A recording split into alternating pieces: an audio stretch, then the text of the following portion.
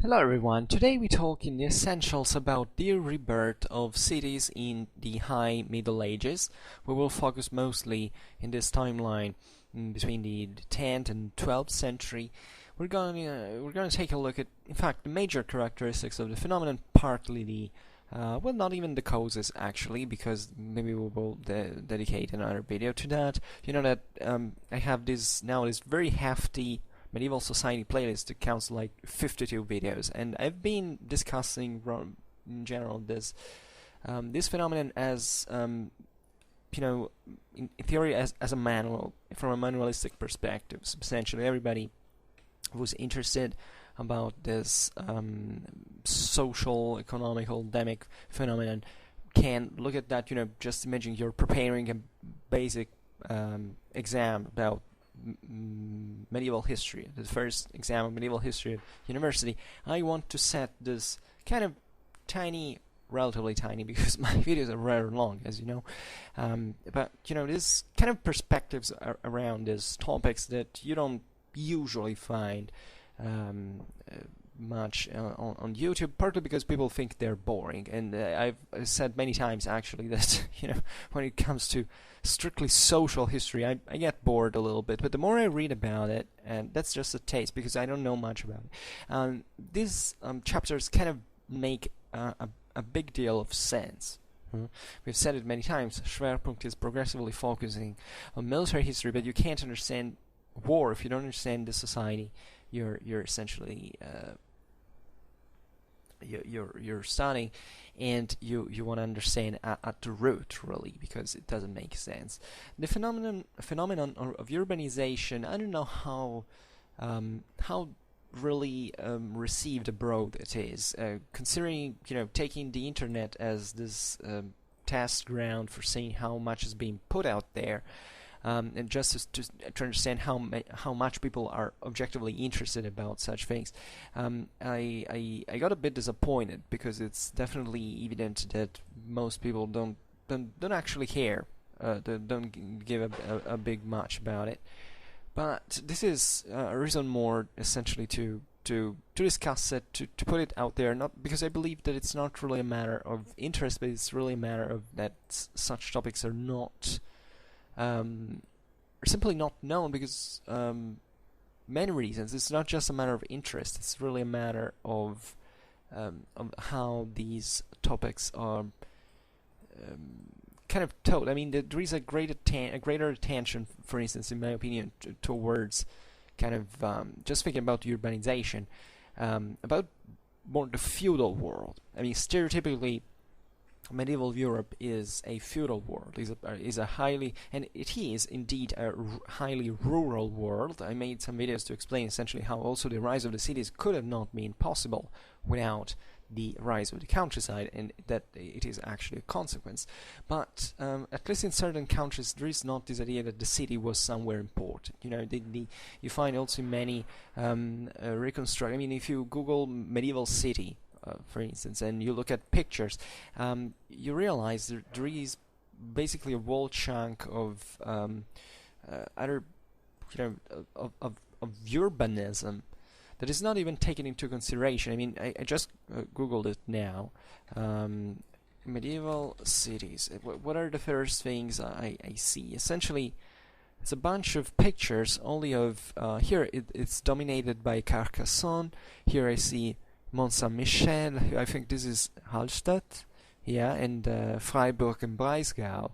And there is this manuscript that I don't know which is, that lists several cities. This was from the 15th century, surely, and there are actually more castles depicted than cities now, and you realize it's mostly kind of Northern European dominated, and mostly from the late medieval times. So this time we're early Middle Ages, early modern age, rather than actually the core. In fact, high medieval times, where the rise of the cities was so extensive. And the reason why this happens is not really for touristic reasons, because lots of people put pictures out there to look at how this not even about this medieval town, how medieval this town looks. So go here, or it's partly also because high medieval towns, the way they were at the time, didn't objectively survive much. I mean, there is a very few, even in the places where actual, this phenomenon of development of urbanism was more intense in those centuries. Objectively, we have a very few of that. So we have a sum, actually, if you should Google that to see the sum of cliches that actually appear in here, and sometimes, and the rest of the time, how, few evidence, few actual understanding of what a medieval city could be like. If you want to understand this from simple Googling the pictures, you absolutely have no idea what a medieval town really was, or medieval city better, because we're talking about cities proper. There is a great difference in Europe between places where we're actually urbanized and places where just, rural villages or town developed eventually. And part of the reason is also related to historiographical reasons. There are definitely certain countries that have been more influent historiographically speaking, and that basically where urbanism wasn't a great thing really in the Middle Ages, because there were areas of scarce romanization where the cities had declined dramatically. Therefore, the idea of the city didn't dominate more than much their scenario. It's obvious that if you go into other countries, the importance of the city, of the medieval, let's say, of the urban civilization in medieval times was much more intense. And also this depends, in fact, on how, who is that accesses the internet, with which language, by the way, because now I Googled in English, for instance. So that also makes a difference. But in general, even this simple search gives me a first idea that, medieval cities are not truly, and the phenomenon of medieval urbanism is not truly absorbed. There is no drawing, no idea for what it was as a whole. There is not much. So this is kind of the good reason why another video on it can be functioning. Excuse me, I drink a little before we go on.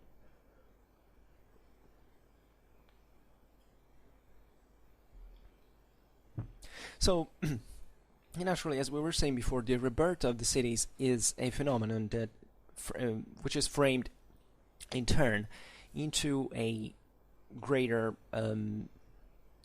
growth of the European continent in this time between the 10th, the 12th/13th, 14th century, depending on really also on the timeline you want to give, because what do we have to look at essentially? Because cities developed very fast in this moment. Then eventually they it was a kind of a fall of or better, there was a stalemate essentially in the thing. Already from the second half of the 13th century, we find that the economy slows down. In certain cases, there is even a recession, and the major crisis occurs into the 14th century. The day after tomorrow, I will discuss incidentally exactly this. The roots of the 14th century crisis in the 13th century, and starting also from naturally the urban civilization. But looking at this greater growth that invested also the whole continent from the countryside and so on, you realize that the urban centers were kind of the major beneficiaries of this dynamic and economic growth. Because objectively, they were, just imagine it as the tip of an iceberg or something. Let's say, I don't know, there's a structure that grows, and the cities are basically the pinnacle of it. The city in itself is a sort of surplus in itself that emerges from the local agricultural resources, for which this center is created to initially to store the resources, then to fortify it, and then eventually to coordinate all the surrounding territories. This is, in a nutshell, the importance of these urban centers that somehow, however, were not also eminently rural centers. Most of the times they were cities that mostly developed also on thanks to the resurgence of in international traffics that had always remained there, actually, even in the, let's say, in the darkest hour in early medieval times, and that in a sense cumulated in part, they exacted tolls, they controlled the traffics, and basically took a part of them, and this the intensification of the traffics is something that also related to the general expansion of the rural world. Definitely, there is the growth of the dynamic and economic growth at this time is pretty transverse, pretty international, even transcontinental. I mean, it's something you see all over Eurasia. Naturally, Europe had an amazing a kind of astonishing growth that also here has deeper roots. It would be interesting also to look at it maybe in another dedicated video. But generally speaking, it's something very transversal. So it's as if the whole Eurasian continent and beyond, even I don't know, North Africa, etc., were growing at this point and putting in motion a series of resources that were shifted transcontinentally. And this is not surprising that the cities were the place where not only these traffics basically passed, which is kind of just a passive view, but these were the centers where the local classes, the urban classes, the commoners were actively engaged into the literal shift of all these goods, all these resources. So going literally to take, not just waiting for someone else to pass through there and making them pay tolls, but literally also investing abroad and in controlling wider areas of wider net of trade that naturally revolved around the city as the kind of the very center of this economy. So the development of urban centers at this point was not definitely something strictly material.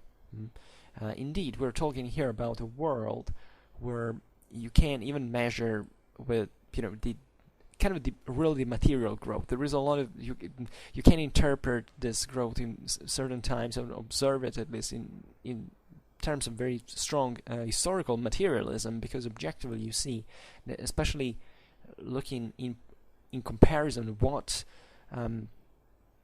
European economy had been in the previous years and what starts to be now, objectively you see, especially in certain cases and in the urban centers, an enormous rise of the resources of wealth of material. But this arguably the most important thing that actually you can't say really is necessarily the most important, and something that eventually influenced massively the whole history of the continent and of the world is basically not just the accumulation of wealth, but all that this entailed as a consequence.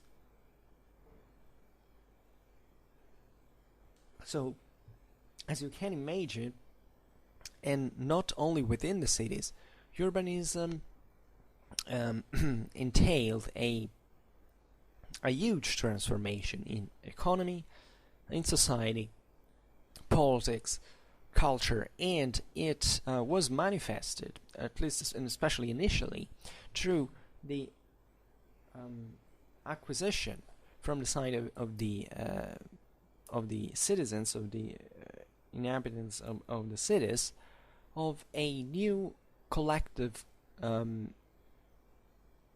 consciousness, awareness, as you want to call it, that eventually brought them to the conquest also of a political autonomy. This is very interesting. This is before I was talking about the how cities sometimes are not conceived. We talk about medieval cities. You imagine in popular culture, there is a very few about the phenomenon of urbanism, because also such events happen mostly in certain areas of Europe that eventually, other countries didn't write excessively much in their own historiography.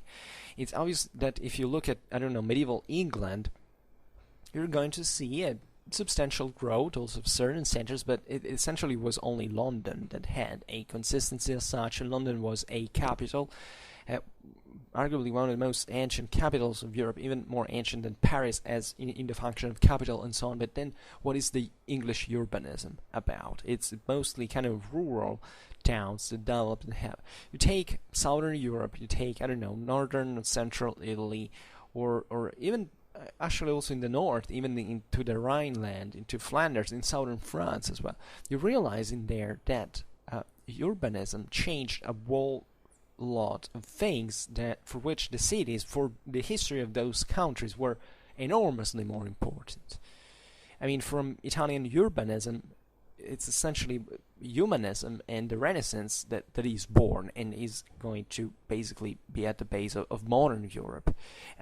Where's the attention towards the development, for instance, of the Italian communes during those years? You know that I've done several videos now about the Italian communes. Nobody cares, because essentially the Italian Middle Ages is just a bunch telling about this weird little city-states that nobody actually understand what it was, and then the Renaissance, the condottieri, the Borgia, and so on. That's the more or less the horizon that we give. But the importance of urbanism, Europe-wide, we can say, is actually extremely important, even in those countries where urbanism was smaller. I mean, even if you take Scandinavia, for instance, where naturally urbanization was, I think, aside from certain areas of Eastern Europe, was at its lowest rate. But still, it's very, very important to see how the phenomenon of urbanism was progressively decline for instance, I mean, looking at these rural villages that now were trying to get certain city rights, even though they weren't cities as we imagined them for, in fact, southern France or northern Italy or the Rhineland or Flanders, but that the world wanted to acquire certain status, basically to start having an influence on the rural communities, etc. I've made I want to actually to go in detail with this one point in the various all the various regions of Europe. I think I did something about Spain, although I don't really remember. I have a medieval Iberia playlist which is actually pretty small. Something about I'm not excessively happy because I would like this playlist to be a bit more. This gives me the measure of how much I've been discussing proportion about kind of medieval society as a whole.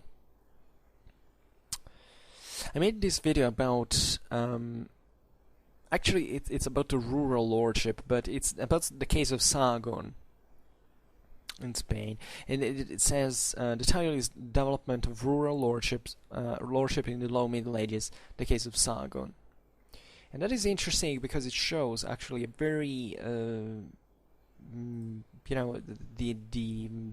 the episode, an episode that is actually pretty common Europe-wide, of a city, in that case, of a rural village, if I'm not wrong, that eventually entered into a sort of dialectics with the local powers, and this intertwined, because there is not just the big city, this big city state that we can find in certain areas of Europe. That actually was pretty rare. But most of the times European cities at this point were kind of framed into a broader net also of dependencies, of relations, where most of the times actually they didn't become protagonists of the local life. I mean, they were important centers, but still they didn't manage to reach that political autonomy that we were naming before. So I promise on Schwerpunkt, step by step, I will address all of these cases to be a bit more specific, to essentially discuss about something concrete, not as I usually do now, something in general, but still the general perspective is very important. So as we've said before, actually the looking at the premises, if you want, of urbanism in this time, it's obvious that in that area of Europe where the net of the of cities of Roman origin was stronger, the premises for the development of cities was was pretty evident since the medieval times, the early medieval times. So if you take Italy, Spain, southern France, the Rhineland, and Germany, you see that cities had throughout uninterruptedly since Roman times, in spite of all the swinging of the various modifications, transformations, cities had kept basically to maintain, to play their role. Basically, it doesn't matter how strong the endemic crisis had been, and also it wasn't even important objectively that there were new centers of seigneurial power, for instance, that were especially rooted in the countryside. These cities had lived on, and the reason it's obvious. The Romans had built these centers into areas that, first of all, were already a seat of certain settlements, and that were being born there already at the time, because they were put into kind of strategic locations in the area, usually on rivers, at the center of very fertile plains, at the center of important crossroads. So these were these were positions that were meant, let's say, in a specific context to produce that kind of settlement. Naturally, the city had undergone a important transformation also within the same walls. The Roman city had declined substantially, and the center of the naturally the population had shrunk, but also it had shifted. It had moved within the same city walls into different areas, and it depends. Also every city is different. The Roman cities were kind of not really standardized as such. They had many features in similar in common. But the early medieval urbanization and encapsulation also had brought to different solutions, for which maybe even the endemic center had been shifted over the top of a hill, maybe even outside the city had been fortified. It's full of cities that basically had a kind of a Roman base, and that eventually saw the development to another center even outside the city wall, and that in high medieval times eventually re-expanded to reincorporate basically the two elements. There were cities that were abandoned as well, and went to be repopulated in those times. Naturally, there were other cities that were kind of built from scratch, but naturally, even in there, the Roman city net had been important in a way or another. There were so many infrastructures that were maintained in maybe used in another fashion. Indeed, that if there were at a certain point in the decline of the Roman Empire, the infrastructures were not even convenient anymore to be maintained. People look just at destructions, but objectively, when population shrinks consistently, and there is a sharp fall into the availability of resources and manpower, etc. You don't really need even anymore to maintain certain infrastructures on. I mean, if the amount of the population is enough to be for instance, to quenched by shifting its center on a river, on the shores of on the bank of a river, there is no need anymore for an aqueduct that brings that has to be maintained. It has a very intense cost, and that would bring essentially water for people that are not there anymore. So it's a useless expense. At the same time, the aqueduct can be used in different ways. Some aqueducts were at this point used as fortresses, or in every place in Roman Europe, in post-Roman Europe, essentially, there are these kind of adaptations. Naturally, we look upon them with kind of contempt, as if, the terrible Middle Ages, what an ugly time. But actually, these were extremely clever solutions, and we're going in parallel also with the readaptation on other points of view and the creation of other types of centers. Incastellation was a problem, so always look at the context, not really what it was before, what it was afterwards. That doesn't make sense historically speaking. You have to realize what the conditions were. And so that's a good way to wipe out these childish ideas about the terrible Middle Ages that came, and when the Roman times were, the Romans were about to go into space, then it's terrible, barbarians arrived and razed everything to the ground and nothing happened anymore. What a terrible shit. There were lots of people, really, all the time. I hear them and really reason like this. I mean, they truly believe it, and this is really disturbing.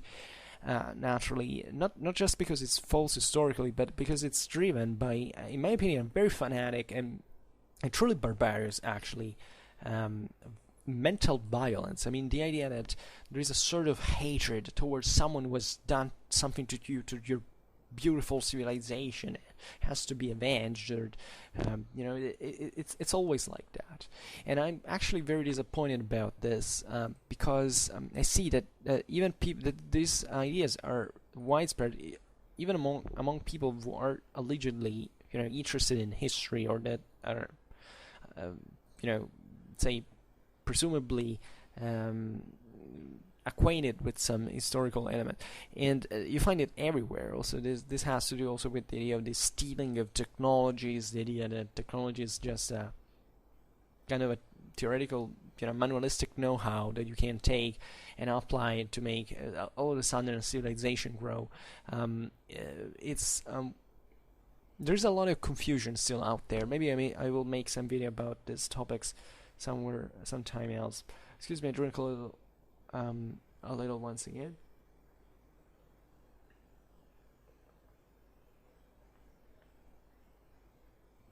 And I finished water, so we're out. We have to make it till the end of the video.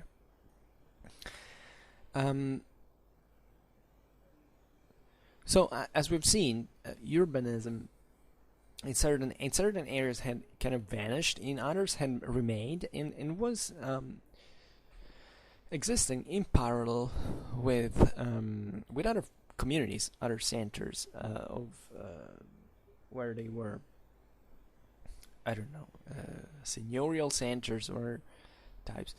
And this actually existed also before. I mean, the rural world is also something from, for instance, the ancient world we don't know excessively about.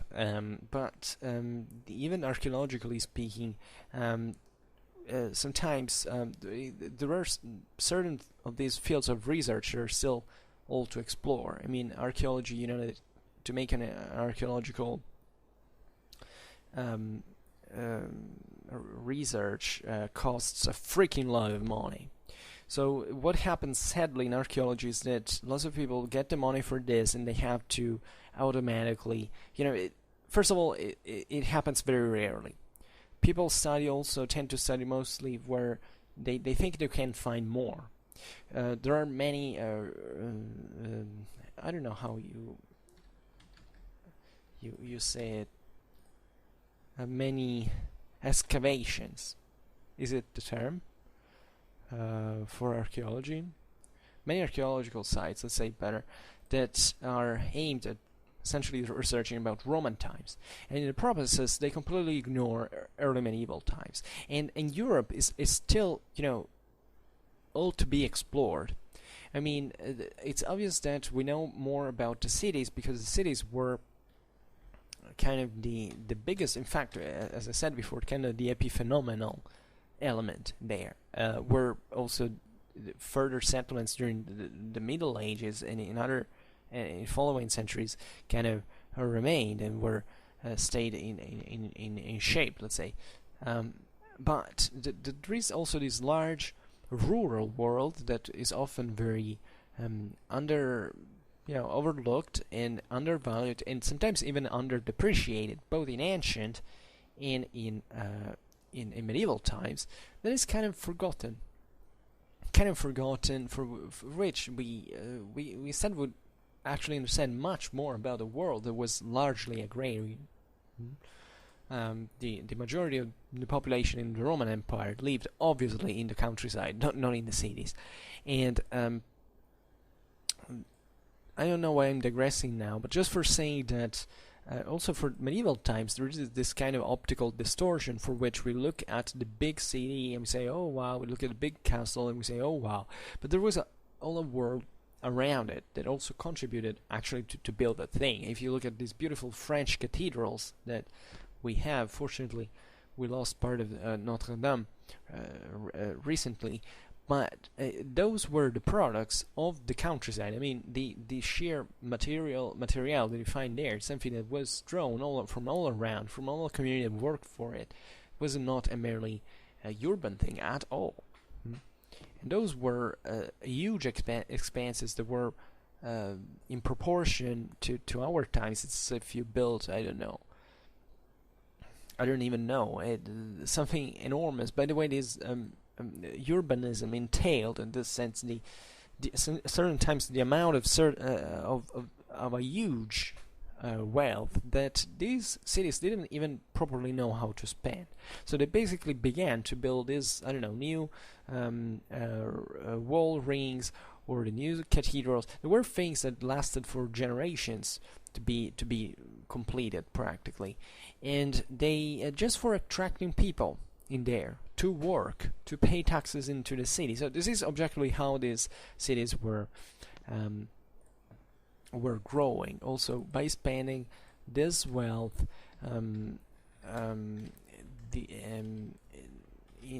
There's a term as if these great infrastructures were a sort of grant, of a forgivable loan in practice that the city contracted, and just for getting it's like the Marshall Plan, just for making a similar idea. The idea you spend this money, you don't even want them back, but in the process you basically create a fallout of relations of interactions that will bring your system to grow in inconsistent ways, consistent numbers. So what else can we say?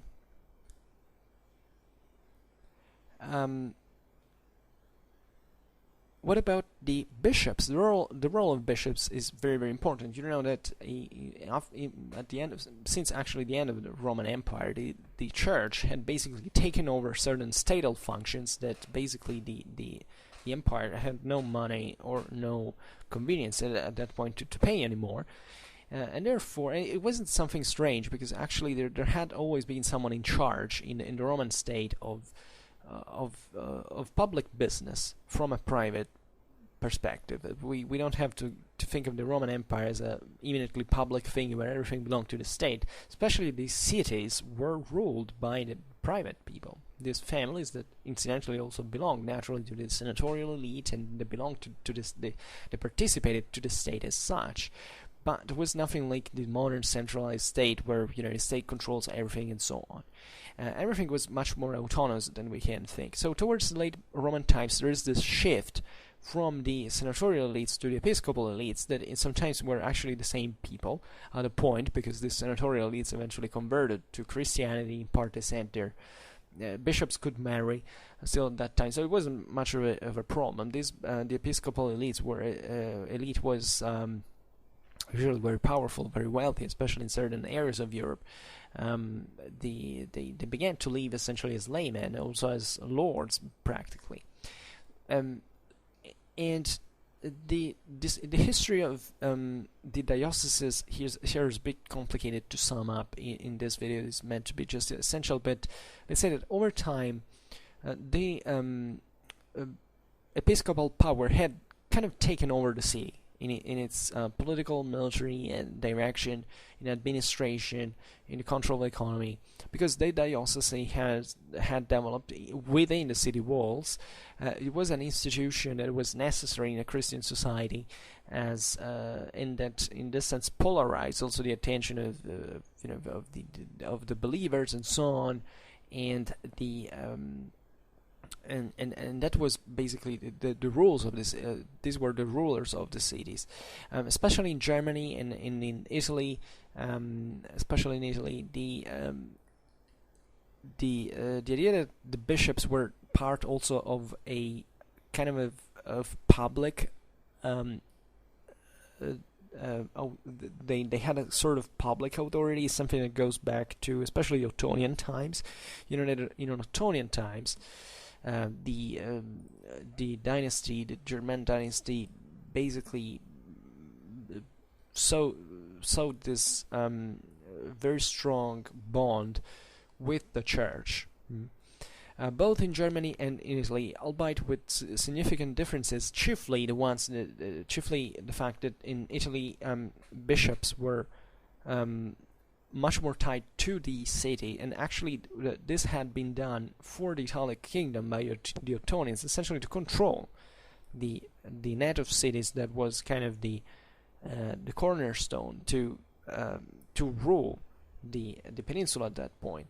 So basically these bishops had been appointed even the comital dignity, which means basically that they were given the comital powers that usually had been a lay prerogative since Carolingian times, and then now was being conferred officially to the bishops. This didn't change perhaps an enormous much, as bishops were already de facto in charge in most of these cities. Actually, Ottonian rule was aimed exactly at this, also at kind of reinforcing those powers in the peninsula that were still in charge, to make them side with the imperial authority. But in the case of the bishops, this also brought to a strengthening of the power of the city in itself, and this would trigger in the following centuries basically a more solid structure, where the city in itself, especially as a communal institution, would basically expand from, to create a sort of lordship on its own, the famous city-states, city republics, and so on. And this power, the power of, I don't know, if you take communal Italy, you realize that objectively the commune is born assuming the prerogatives of the bishop. Sometimes the commune at that point was even essentially operating when expanding into the countryside and taking over even the same power, bishop's power, to act on behalf, or in the name of, at least, the diocese. I made a video, by the way, that deals essentially with this very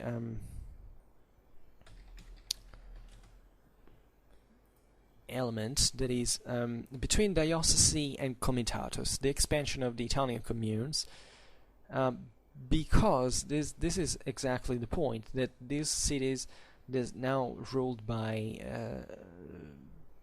kind of a fully urban, I don't know even how to, now we'll have to explain also what the communes had been, because the communes were not actually communes of commoners practically. There was still a kind of a feudal elite that was ruling in there.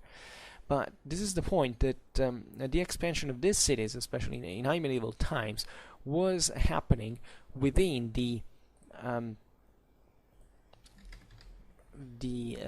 bed, we can say, of the comitatus, so the county, the original Carolingian county that originally was the Longobards Duchy, and in origin even the Roman diocese in practice, as a as a district basically, were were I don't remember what the phrase was going to, but that this was expanding within this bed, and essentially expanding on a base that, as we've said before, was also kind of logical, strategically, structurally, infrastructurally, meaning that naturally the city now was usually the city districts were, as we've said, in fertile plains with a fortified center of the city, along rivers, along roads. Importantly enough, the cities were, this is what we didn't say before, cities were developing usually on roads that had been built since Roman times, because they were, the Romans had this enormously pragmatic mentality for which everything had to be connected, trade had to flow. So when this trade is revived in high medieval times, the cities are already on those major highways of Europe, and they benefit once again from it. So, as you understand, a series of factors that where also politics had a very important role, that brought the city to acquire a very important role once again into the local communities, and to become essentially a kind of state on its own eventually. So, speaking of bishops once again, their importance had arisen naturally also through this overall process of the weakening of central power. In post-Roman times, in post-Carolingian times, the bishops had progressively extended their prerogatives in the religious and also kind of, I would say, helpful, assistential field to the civil one, coming to exercise, especially between the 9th and the 10th centuries, certain powers of public nature, also in the countries that gravitated around the same city. The same Romans and the same Carolingians, as we've seen, had pushed for the strengthening of the ecclesiastical control, because at that point, especially for the Carolingians, it was a matter to counter the push of the lay aristocracies that, being hereditary, usually tended to basically to privatize and to dynastize those possessions, and therefore it was ever difficult to take those goods back from them. The church, by certain standards, was even more deeply rooted, but at least it didn't depend, at least not fully, on the local aristocracy. Of course, especially in certain areas of Europe, in the north, etc., the strengthening of the church was more intense, exactly for this reason, that the church had been less stronger, but paradoxically now it was being strengthened, and it survived also the Carolingian Empire as a private thing, because the ecclesiastical elites were still essentially the same lay elites that simply changed clothes, and but at least the church was theoretically directed by Rome. So there was this idea that even the charge is not hereditary. For instance, if bishops change, die, they can be appointed, they can be in this sense also nominated by the public authority of the king, of the bishop, and of the emperor, and so on.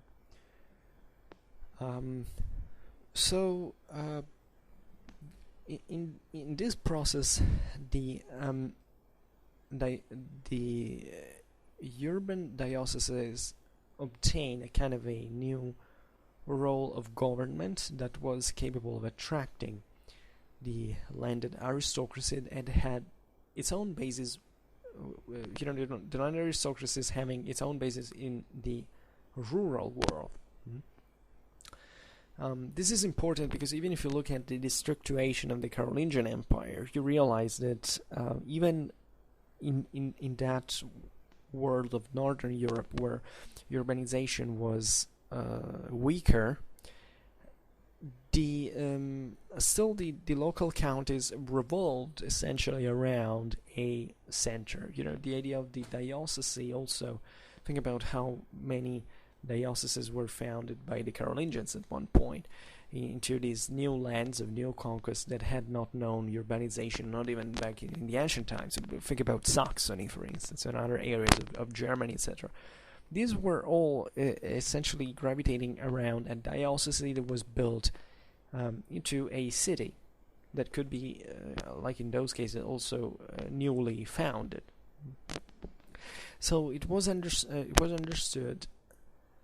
The Carolingians understood also in there, but it was not much of an option, telling the truth, that the center of government had to gravitate around the city, one way or another. Even if the counties were usually, naturally, there were many counties into the Carolingian Empire that weren't really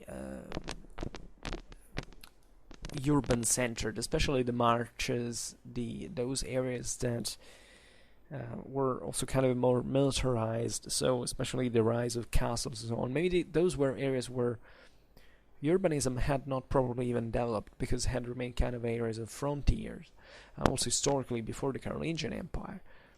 Yet there was always a kind of a center of some kind, or maybe two or three, however, were going to transform into cities sooner or later, and that were indispensable for the local government to operate.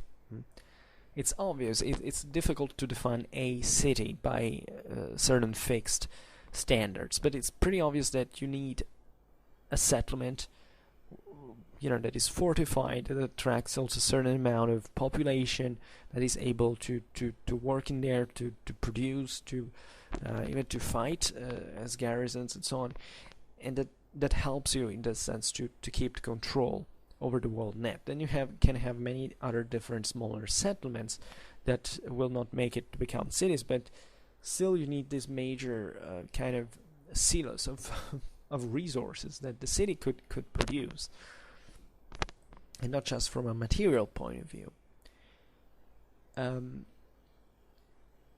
So especially towards the these times of across the year 1000, these bases produced, especially in the episcopal centers, new, let's say, further spaces of political affirmation for the, actually not just the bishop or not just the count, but also other communities that now we'll see were practically developing. The diocese and the entourage of the bishop was very important also to develop, in fact, other resources that now were very important to regulate also the urban society. These were kind of demic centers with a demic concentration and so on. So there were lots of people, lots of communities were also pretty dynamic, as we've seen in trade, in business and so on. So this society had to be regulated. And because of this, the ruling class, whichever had been, but mostly the bishops, necessitated certain functionaries. Remember that the bishops in this sense were a bit of the heirs, those who had the figures that had collected the legacy of the Roman, also the Roman education. And the clergymen at this point were essentially the only educated and literate people in Europe. The bishops operated into the city where this Roman legacy was stronger, where also these administrative practices had survived for the sake of this greater development of this concentrated community, and that had always required also more literacy. The counts, the feudal lords, had always been kind of rural elements. They were not literate. They just thought about war. They had a relative, let's say, not it's not that they were not interested in also in law and things like this in the administration and so on, but they usually they usually were mostly about the military, and when they were also exercising their communal prerogatives that entailed definitely administration and so on in these lands, they often recurred to the expertise of the clergy, actually, because the clergy was the only one at that point was able to produce such personnel in terms of people who knew how to write, how to read, how to, but not just passively. I mean, the idea that they could interpret a text and knowing how to apply a law, and so on. So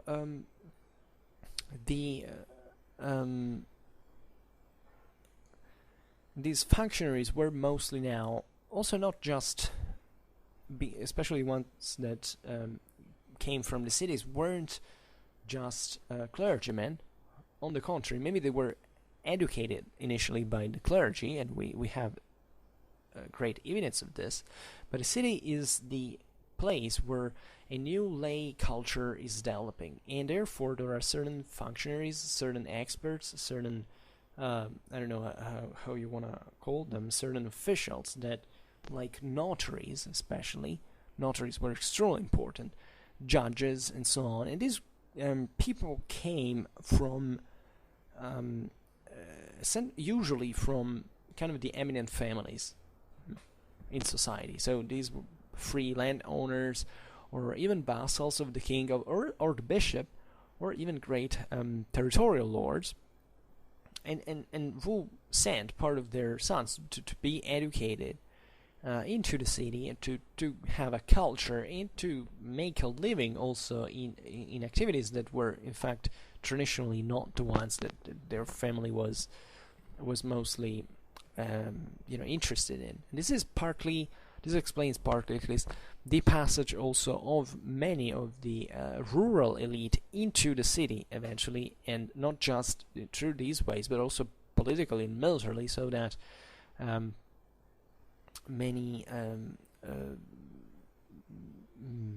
cities at this point were taken over by this feudal elite that, for many reasons, also the economical crisis of the countryside compared to the city that was much more competitive now, wanted to be inserted now, to re-enter this the city basically as a more profitable area where also more money was circulating, and they could make a living with.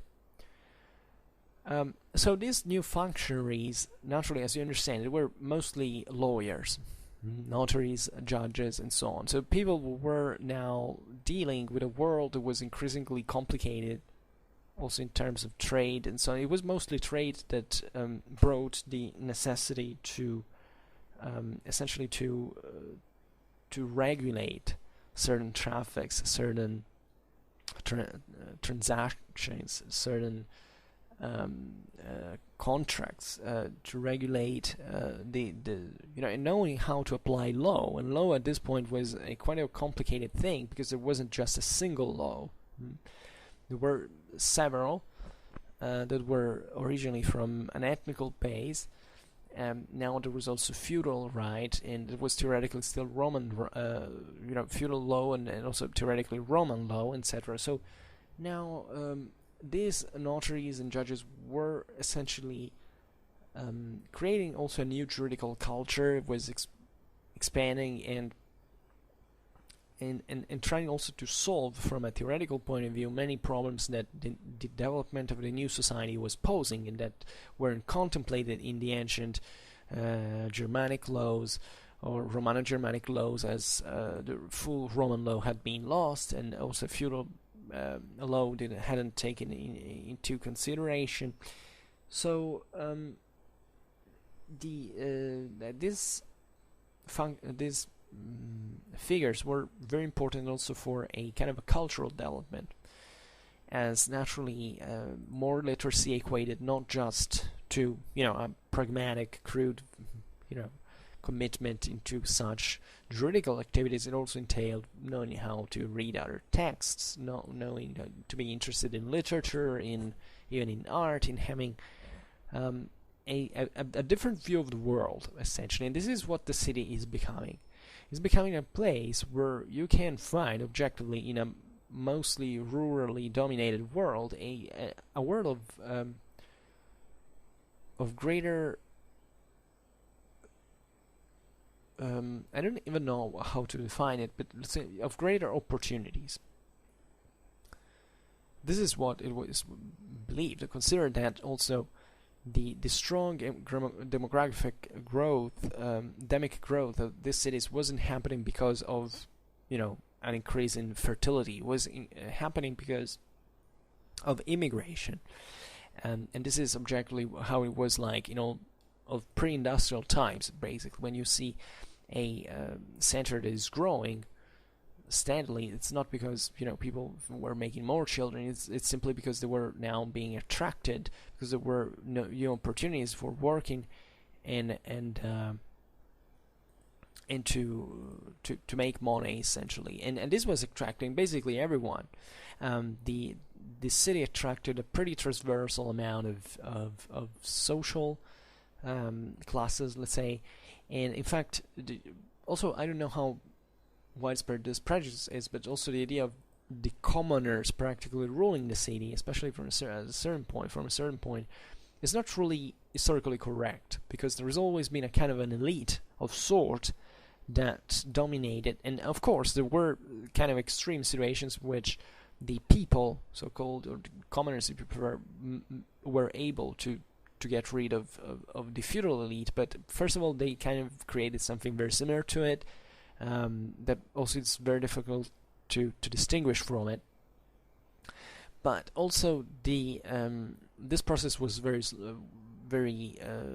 it happened very late in time, actually, and it was very conflictual. It was never, it's rarely interpretable really like a class clash. On the contrary, they also in here there were so many factions, so many different interests and segmentations, and so on. So talking about those lawyers, these people helped essentially in the public management, obviously, according to a model of social organization and of a system of powers that was basically exported also in the newly founded centers. So before we were talking about the new bishoprics, the new dioceses that were built by the Carolingians, and this is what was happening, in fact, that this model of an administration wasn't peculiar just of one place. It was being exported as a sort of standard, also in those areas like Germany or Eastern Europe, where urbanization was beginning to be known only at that time. Naturally, as we have said, however, the driving force of the development of the city was trade, were economical activities, mostly crafts and mercantile activities, and that were attracting, as we said, lots of people, lots of workers, and this very strong dynamic growth was mostly from the beginning of the 11th century, although even in here it's very complicated to say when it actually happened and where. Kind of every place has its own different history. Also, sometimes the sources are pretty tricky.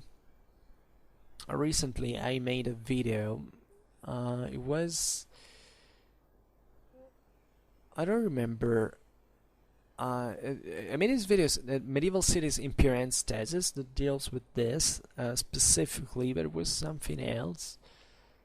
Yeah, I mean, that is, if I'm not wrong, because it basically shows you how, we can't really draw a line and say, it's just from this year that things started, this year, or even this century that things started to evolve towards that direction, but how sometimes we're also tricked by the sources and that make us see something, a source tells us, I don't know, that only in the 12th century this thing appears, like a class, a city, or whatever, and then you look at it and you say, okay, but this couldn't have been born that very day.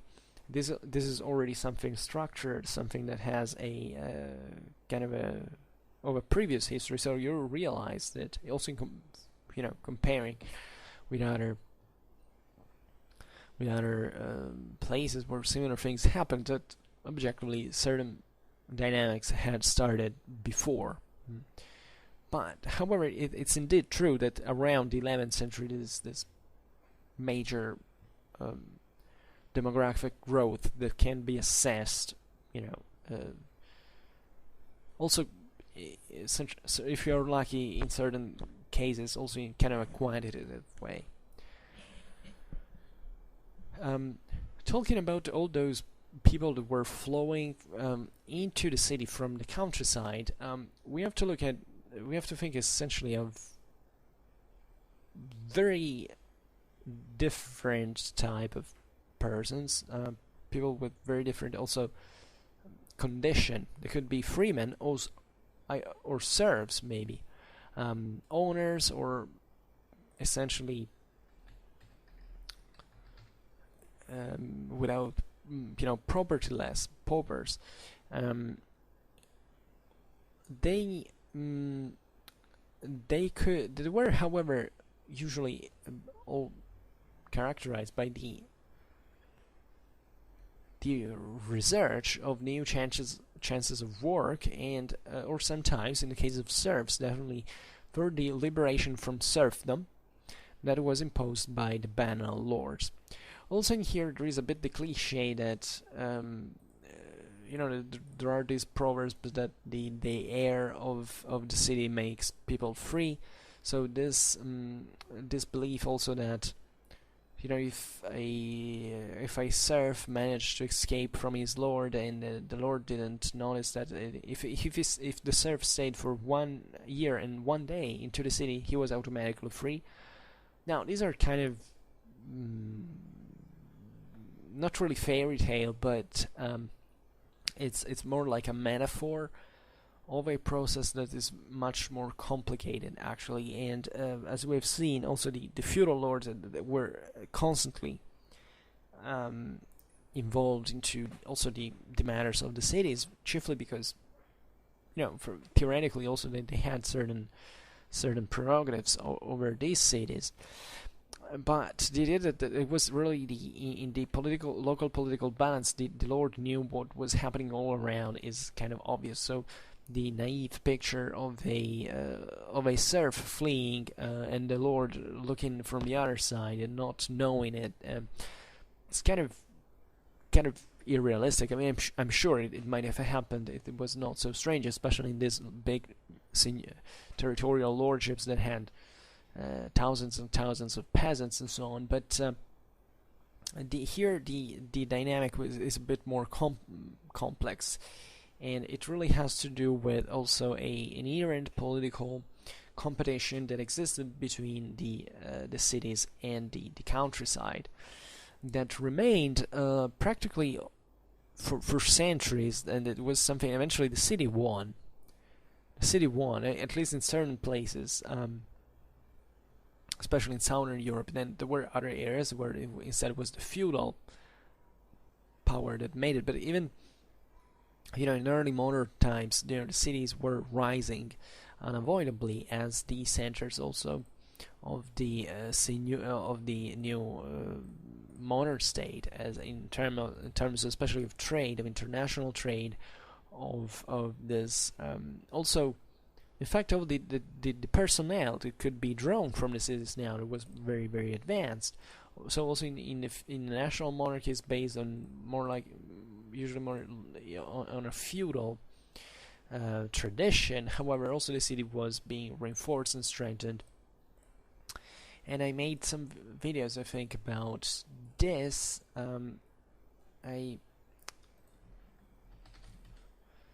That deals with this. Actually, yeah, there are several videos I made about this. There is Connected to this video, you can look at countryside and cities in the economical revival of medieval Europe. It also explains this relation between city and countryside is vital.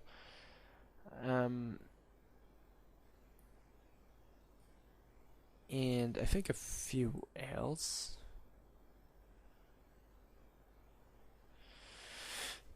Yeah, maybe made a video also on the development of urban culture in medieval Europe that can be kind of similar to this one. Yeah, for now, that I was thinking about another one, but I can't remember. Oh yeah, that there is another one I made that is indirectly related to this. That is the one of peasant revolts. Late medieval peasants' revolts, a decisive and lost battle that deals a bit of a different topic, as you understand, by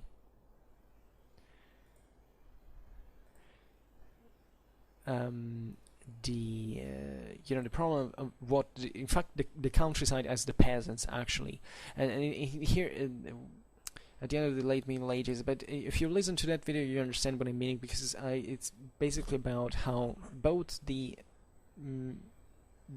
cities and the princely states managed to frame now the countryside into their own domains, and the countryside grew ever dependent from these centers. So even actually the feudal powers now were towards the end of the Middle Ages were kind of substantially structuring themselves in far from the countryside as such. I mean, at least framing the countryside within their power, and really shifting the centers of their own power somewhere else, chiefly in the cities. But in there we're already the late Middle Ages, early medieval times, so it's another matter. But it kind of, the contrast between it started from here. Now here in a very different situation, because here it was, the main power of Europe was coming from the countryside, because feudalism was still strong, and that was the seat of feudalism. So here we are in a very different way. But this is the moment in which the city in itself is kind of starting to fight also against this territorial seigneuries all around, wanted also to control the city. And the city now was growing at a pace that, in fact, the rural elite couldn't control, if not entering to participate into it. And this is where the division between kind of elite and commoners began. And consider that the city is also a place that's difficult to take, militarily speaking, especially, at this point siege warfare is kind of very slowly developing. Also because of this, because the cities were enlarging, and the commoners also, imagine this infantrymen, usually spearmen, entrenched into their own cities and so on. They were much good for war as commoners, but they could definitely be very difficult to fight in defense. Also, the city streets now were kind of a labyrinth, very narrow paths and so on. So these were also strategic centers that could be held successfully, especially in defense. And they were also very resourceful. The city is kind of a big warehouse where you can stock, all the food supplies. There is a lot of material indeed inside that can be resourceful. The rest of the countryside is different. Kind of the countryside is really it has other advantages. Actually, I wrote an article, I don't know, maybe we'll even manage to publish it. I mean, there were pros and cons about this, but let's not digress further.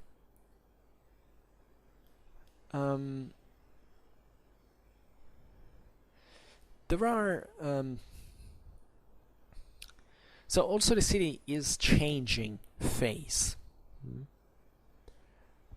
As we said before, the the areas that were already strongly urbanized were the ones where the city was also a more evidently point of a rally point for all these masses of people who wanted to basically even free themselves, or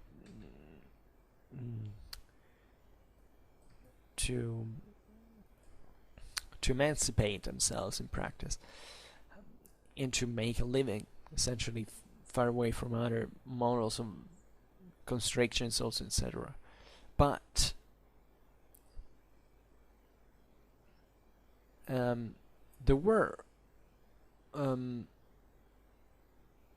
so let's stick excuse me, I messed up. Let's stick to these areas where the city was already strong, it was a Roman tradition and so on. So in here,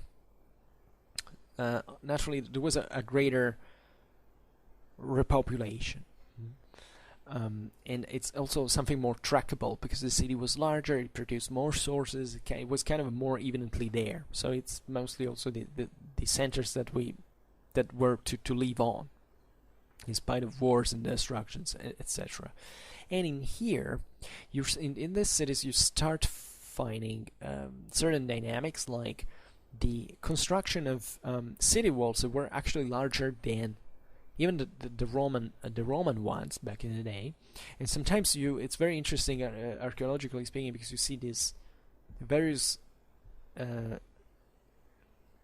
city walls that are built sometimes in stages. There were cities that during this period built, especially later actually towards the 13th and the 14th century, where there was also more wealth accumulated, several rings, one within the other, and the city expanding. You can visually see how much it basically expanded. And this was done chiefly for protecting basically the new agglomerations that had been formed externally to the city. In fact, from the end of the 10th century, you start seeing in the sources the term burgus, burg, that is appearing. So what had happened basically is that around the city there were lots of people from the countryside who were coming now to work in there on a regular basis, and they were building their own houses outside the city walls. Now these people were usually kind of the lower classes. No, nobody cared excessively about them. If it wasn't for essentially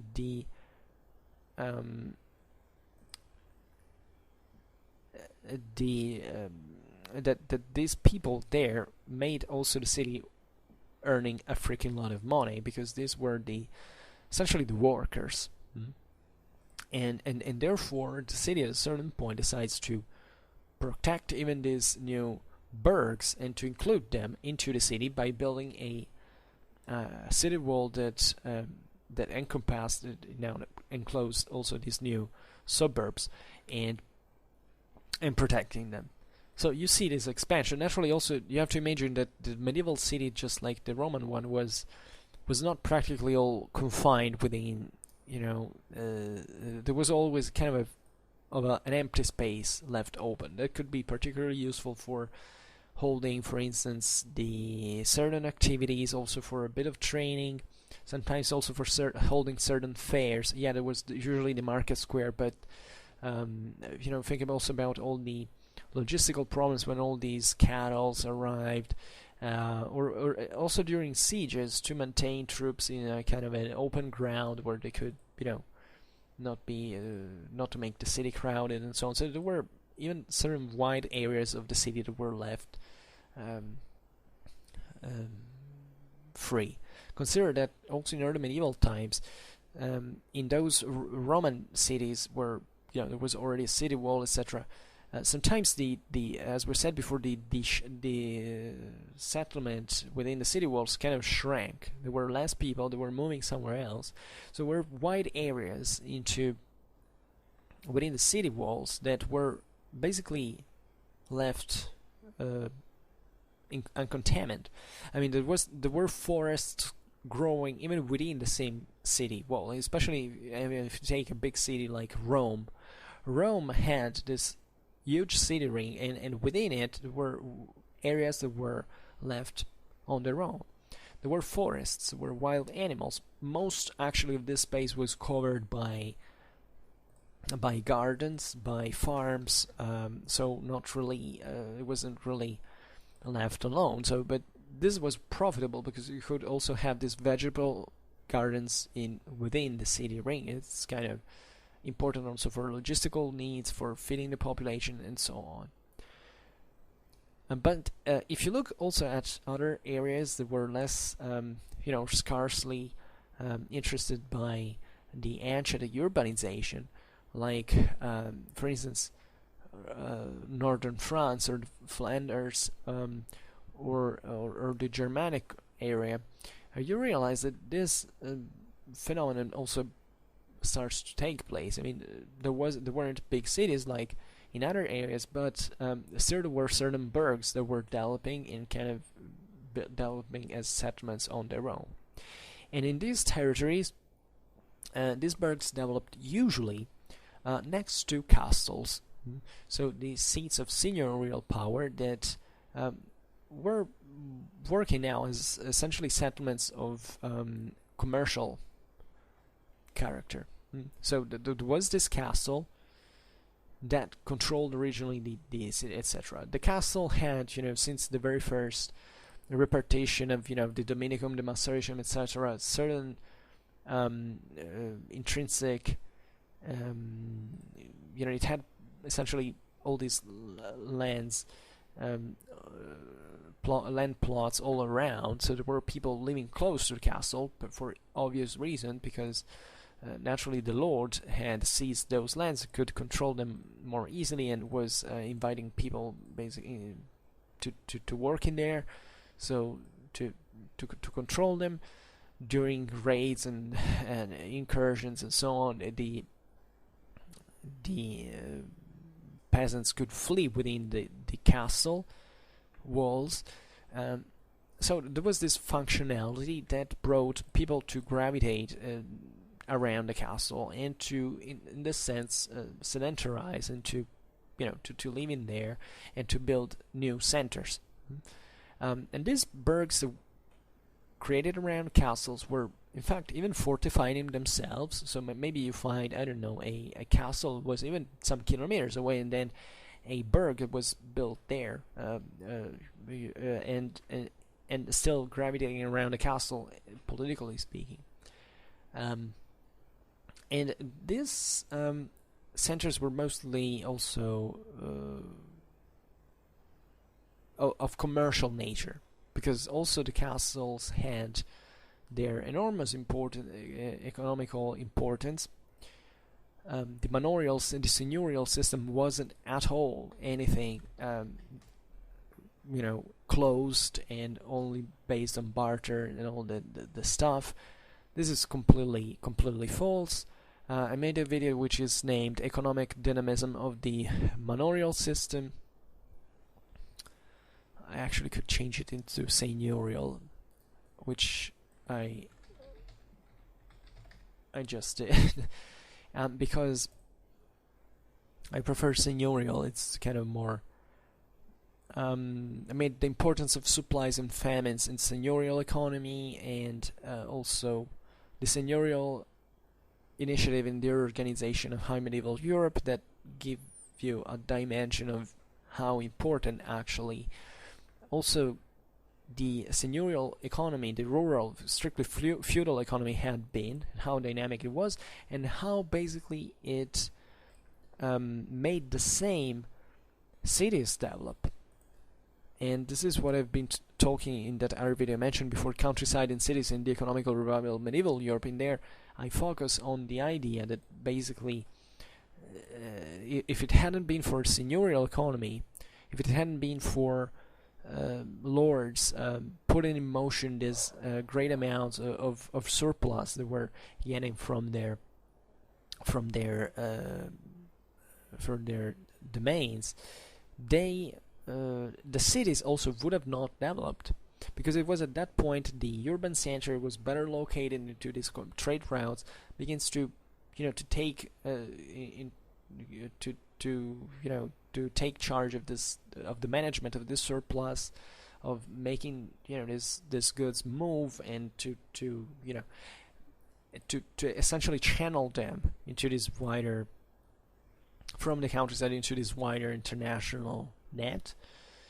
And the city does develop because of the development of the countryside. It was managed at that point by the feudal elite in post-Carolingian times. So this is very important, or the seigneurial elite if you prefer, because that feudalism we define mostly this kind of system that began to develop from, in fact, the 11th to the 12th century, but the origins in here are deeper into the vassalitic beneficiary system, and in how indeed feudalism partly contributed to the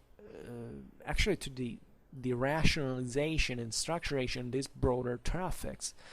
Because if the land had been parceled into smaller plots and so on, sure, maybe we have a better society in some ways, but also the organization of trade would have been kind of more difficult. We don't really know. This is now we are approaching very, very delicate ideal, also in not just in theory of economics, but also philosophy. Really, what's best for developing economy, a state that kind of directs it, or in most of history, indeed, the state intervening in certain matters doesn't necessarily make things better overall in the system, in my opinion, but contingently it can produce faster results, and this is what in part also seigneurial Europe accelerated like. So in that case, naturally, it was a greater potential that was bringing to a general growth, but also these dynamics of land, wealth distributions brought to certain developments to occur like that. Maybe if the land had been kind of freer, maybe cities would have not been so excessively powerful. I don't know. This is now just pure speculation.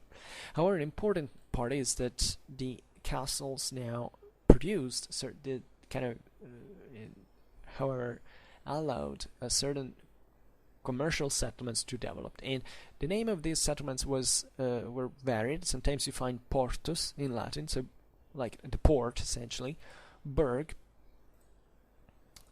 or Vic as well. The Vic, if I'm not wrong, is basically the bay, especially into northern Europe, Scandinavia. And these were centers that, without a previous urban tradition or infrastructures that was helping, like in southern Europe, managed to grow and to expand in both in size and in wealth, actually, economical prosperity, let's say, up to prevail in certain cases over the originary nucleus. If you take Flanders, for instance, at a certain point the Flemish cities rebelled against the feudal elites and managed even to kick them out at a certain point. But also there were certain reverse situations. That was also a very complicated international situation. But it usually happened, especially in these areas of frontier into the northern world. Why did Flanders expand so much? Yes, indeed, it was well located. It was in this axis of extreme north side of the axis that went from the North Sea to the Mediterranean. So it was in a very good position. It had England close, then France and Germany, but also consider the position politically. I mean, it was in this area frontier between France and Germany. France was now eventually it came to expanding there at the end of the 13th century only, and before these cities had relatively developed, they were still kind of feudally dominated. Like there had been always a kind of feudal presence, just like, I don't know, in Italy, where the feudal presence was the weakest, but it still was there, and it was not excessively weak indeed. So that it created problems to the cities. But also this decentralization sometimes was very, very, very important. And Flanders was, Germany was weak at that point. France was kind of stronger, but was still expanding there. So they developed into this area of relative, decentralization. That also this area is enjoyed since Carolingian times, when the Viking raids came to hit hard in those Low Countries, and the Carolingian authorities couldn't intervene so quickly. They basically granted them freedoms that these places, used to essentially organize local defense, garrisons, and so on. So that's where the independent mindset of the Low Countries kind of began in part. But the same goes for the Hanseatic League. The Hanseatic League expanded so much, not just because of their location was good. I mean, on the north and the Baltic Seas and these areas, also west-east axis between England and Russia, it was kind of forming in trade and so on. But also, and especially for the evident political reason that Germany was weak, the Scandinavian kingdoms were weak, so basically the Hanseatic League managed to prosper, and in fact it historically declined only when these surrounding entities began to be a bit more structured, and also to compete with the Hanseatic fleets and so on. But we're talking now about the early modern age. So the Hanseatic League, also here you have to look at what the political situation was. Indeed, also the German emperors tried to, at that point, why was Germany weak? Because the German emperors were trying to conquer Italy at that point, because they wanted to seize all the cities that were there, so not concentrating much on the construction of a national monarchy in Germany. And also Italy in this sense was kind of advantage. I mean, the Italians kind of fought against this external interference, and that meant a lot, eventually winning for the development, in fact, of the urban civilization and of humanism and Renaissance. Because if these cities had been framed under a feudal system that said, like in Germany, in fact, most of Germany, or in France, okay, you're the city, you can be autonomous and so on, but you're always subjected to me, you have to pay money to me, we would have not had the same history in the world, because from those Italian communes, the laws would have been created, and this happened because eventually the empire was, the German domination was kind of curbed in there, and the cities managed to develop alone, autonomously. So the political side of the story is very, very, very important. And in fact, it's very interesting to look at the development of cities also, not just in this very dichotomic ways, because if you take even the same Italy is kind of the best ground in here, because this was definitely the most intensely urbanized area of Europe, so that certain dynamics are quite clear. The Italians at a certain point, there were all these independent city-states, but as long as they managed to exterminate the Germans, they started kind of swallowing each other. So I made a video that actually explains this process. That is the let's see if I find it. It's the origins of Italian regional states. And that tells you that basically now there were bigger cities that were creating kind of a regional power, swallowing all the others and subjecting those, and in fact blocking their growth. So even in there, you see how politics was so very important. The same went for the southern, the Occitan cities in southern France. At a certain point during the 13th century, France manages, albeit with difficulty, to seize southern France. And southern France, as we've seen, was a very intensely urbanized area. It was very similar to Italy in the essentials. There was also many contacts with Tuscany and so on. Also at the cultural level, that's quite eminent. The northern French, so the true French, let's say, conquered the south and framed it in their typically feudal domination, and they partly curbed the freedom. And this was naturally in a long run. I mean, even if you look in early modern times, these cities enjoyed lots of autonomy, also because the problem was to control these cities in the first place. I mean, it was very difficult at the time. We don't have to, now I'm making it kind of simple, but It's not that these cities, someone arrived and said, okay, you're done, you can't grow. It was just a very complicated, delicate equilibrium that you have to look, locally in every kind of situation how it was really like. But there are certain macroscopical differences. For instance, Germany. Germany had a very interesting urban development, especially as we've said before in the Rhine Valley and also partly in southern Germany.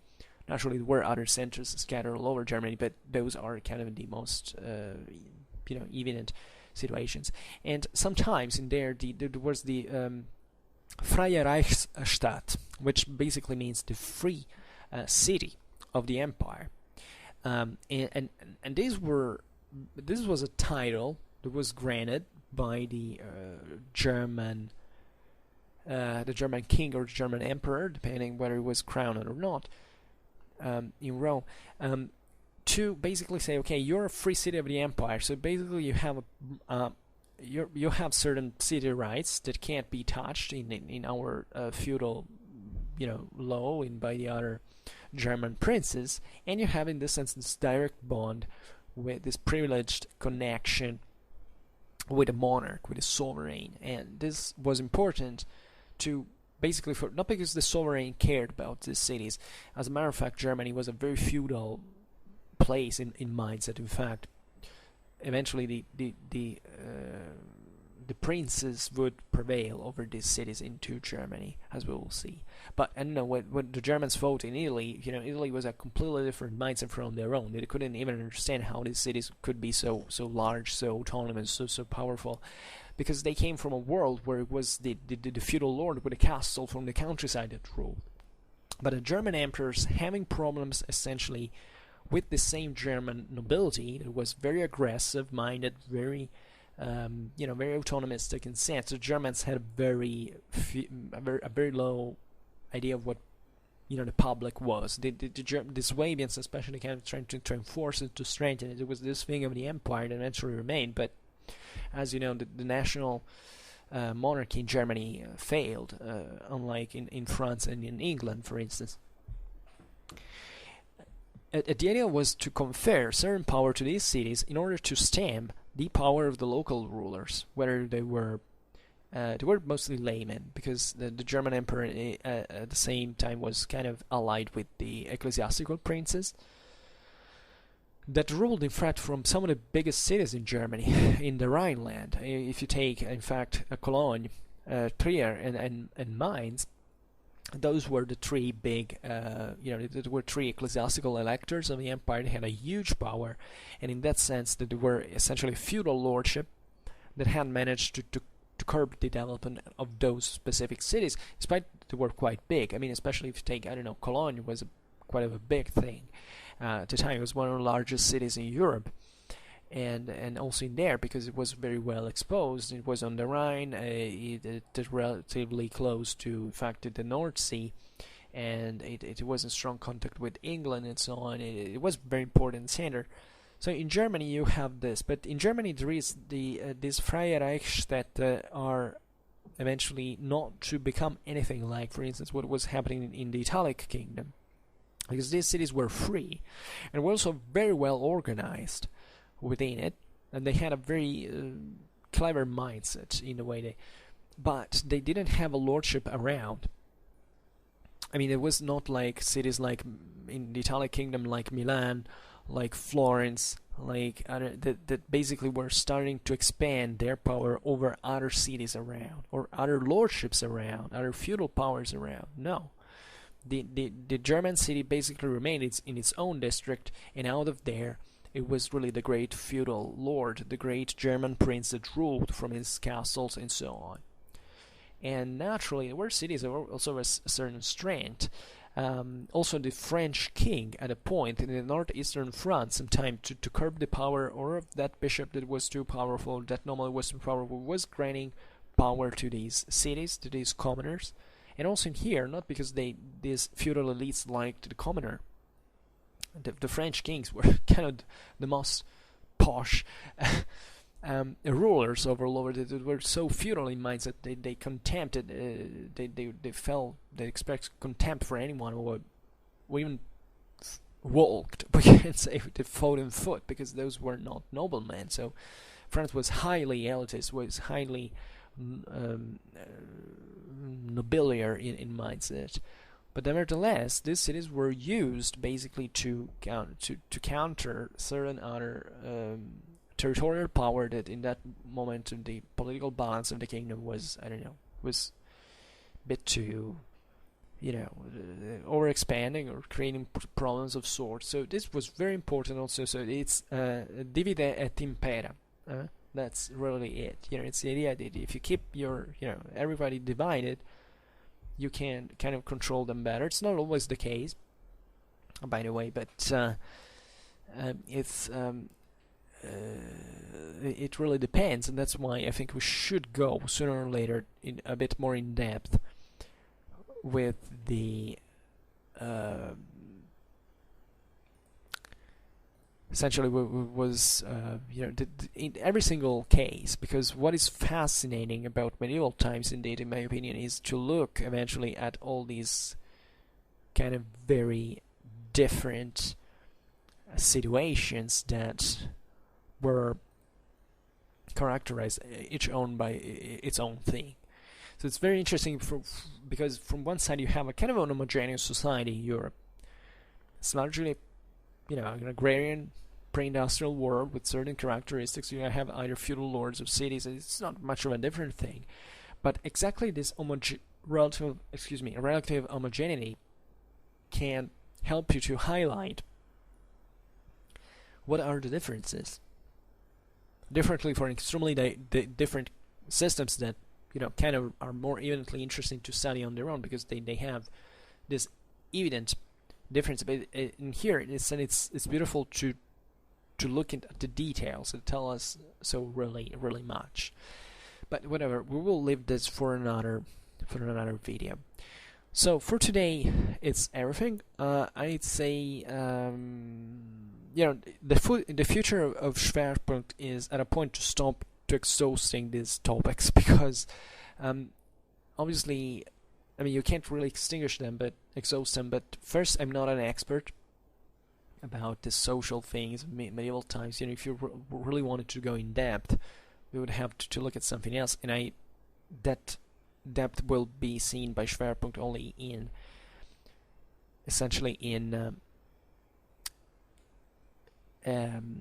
military history.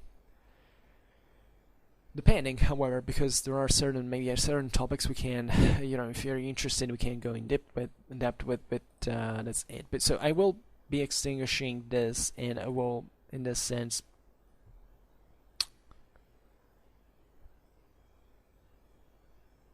you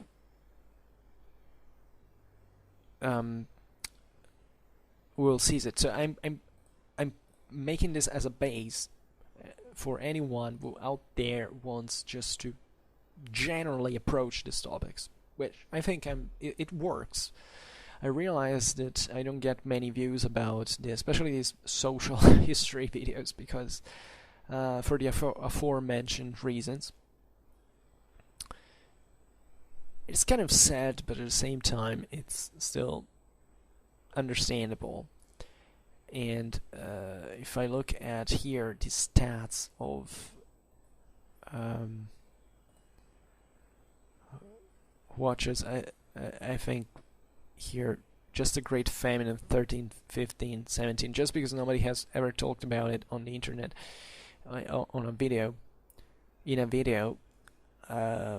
is out there. But here I don't see among the first.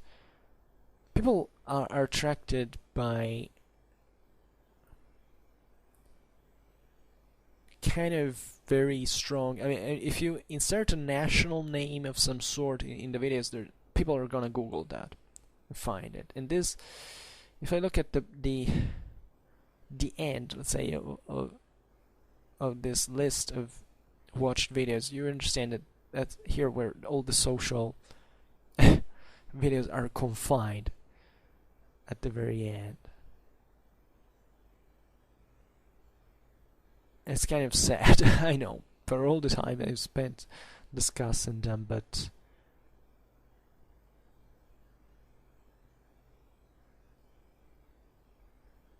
Yeah, it's pretty dramatic, but it's not about so important for now. So I'll end it here.